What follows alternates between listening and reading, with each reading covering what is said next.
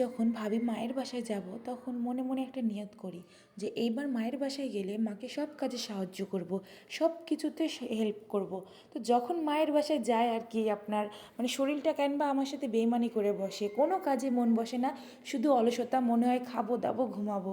তো আর কি এই ভিডিওটি থাকছে আজকে মায়ের বাসায় কী করলাম না করলাম। তো মায়ের বাসায় গিয়ে আম্মু বলেছিল একটু সকাল সকাল উঠতে, তো আমি অনেক বেলা করে উঠেছিলাম। উঠে দেখি আম্মু সব কিছু রান্নাবান্না মানে রেডি করে নিয়েছে। তো আমি বললাম যে কিছু কাজ দাও আমাকে। তো আম্মু বলল তুমি একটু আলু ভাজি কুটে দাও তাহলেই হবে, আর সব কিছু করা লাগবে না, সব আমি করে নিয়েছি। তো এদিকে দেখুন হাঁসের গোস্তটা হয়ে গেছে। আজকে যেহেতু জামাই আসবে, 3টা জামাই একসাথে হবে, এই জন্য আম্মু অনেক রকমের আইটেম করেছে। তো আজকে দেখুন কি কি আইটেম করেছে, এই ভিডিওতে সব কিছু আপনাদের সাথে শেয়ার করব। তো প্রথমে হাঁসের মাংস রান্না করা হলো, তারপরে বেগুন ভাজার জন্য এগুলো রেডি করে নিলাম। আর সাথে এদিকে দেখুন হাঁসের মাংসটা ঢেলে রাখছে, হাঁসের মাংসটা হয়ে গেছে। আর দেখতে দেখুন কত লোভনীয়, তাই না? হাঁসের মাংস তো শীতকালে তো সেই মজা, আর মায়ের হাতের বলে কথা।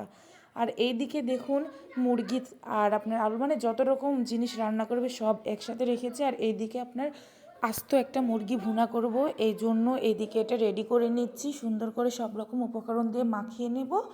দেখুন এখানে আমি অনেক কিছু উপকরণ দিয়েছি যেটা আমি এর আগের ভিডিওতে দিয়েছি। তো দেখুন এখানে মাখানো হয়ে গেছে, এটা 1 ঘন্টার মতো রেখে দেব।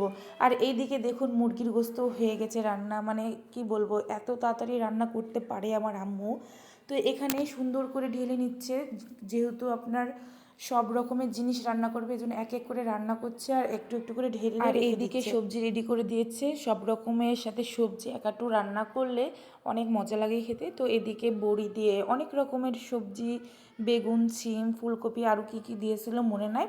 তো এদিকে এটা রান্না করতে করতে আমি ওইদিকে কাজ করি। তো এদিকে এসে দেখি যে ময় মশলা সব কষানো হয়ে গেছে। তো আমি বললাম থামো আম্মু একটু ভিডিও করে নিই। তো আম্মু আমাকে বললো ঠিক আছে ভিডিও করে নাও, আর ওইদিকে আমাকে একটু পোলাও চালটা লেড়ে দাও। তো আমি বললাম ঠিক আছে। তো ওইদিকে যে দেখছি তো আমার ভাবি পোলাও চাল মানে ভাজতে লেগেছে। তো আমি বললাম থাক ভালো হলো। আর এদিকে কথা কথা বলতে বলতে আমার ছোটো বোনের হাজব্যান্ড খেজুরের রস এনেছে, আর এখানে আমরা মুড়ি দিয়ে খাচ্ছি সবাই মিলে। আর এইদিকে দেখুন তরকারিও প্রায় হয়ে এসেছে। তো আম্মু আমাকে বললো যে তুমি আমাকে একটু শসা বা কোনো কিছু কেটে দাও, আমি তাহলে এদিকে রান্না করে নিই। তো আমি বললাম ঠিক আছে আমি ওইদিকে কেটে নিই। তো আম্মু এখানে দেখুন সবজিটাও রান্না হয়ে গেছে, ঢেলে নিচ্ছে। আমার কিন্তু মানে যেগুলো কাজ বলেছে আমি অর্ধেকের একবারে কম অর্ধেক করেছি। ওই তো মানে মায়ের বাসায় গেলে এত আলিশ লাগে, মানে এই জন্য আমি বসেছিলাম, বসে বসে ভিডিও করছিলাম। আর আম্মু বলছিল কি একটু দেখো কীরকম হয়েছে তরকারি খেয়ে। তো আমি সব রকমের তরকারি একটু করে চেখে দেখছিলাম যে কেমন হয়েছে। আর আম্মুর হাতের রান্না জাস্ট ওয়াও, কোনো কিছু মানে দেওয়া লাগেনি এক্সট্রাভাবে। আর এদিকে পোলাও ভাতটা ভিতরে ভেজে নিয়েছিল, আর বাইরে চুলাতে পানি গরম করে পোলাও ভাতটা রান্না করে নিয়েছিল। এরপর বুটের ডাল রান্না করেছিল, আর বুটের ডালটা রান্না এত মজা হয়েছিল, মানে এমন একটা সেন্ট ঘ্রাণ বাড়াচ্ছে কি বলবো। তো যাই হোক সব মিলে সবগুলো রান্না আলহামদুলিল্লাহ অনেক অনেক ভালো হয়েছিল খেতে। আর সবাই নাম করেছিল যে হ্যাঁ অনেক সুন্দর হয়েছে।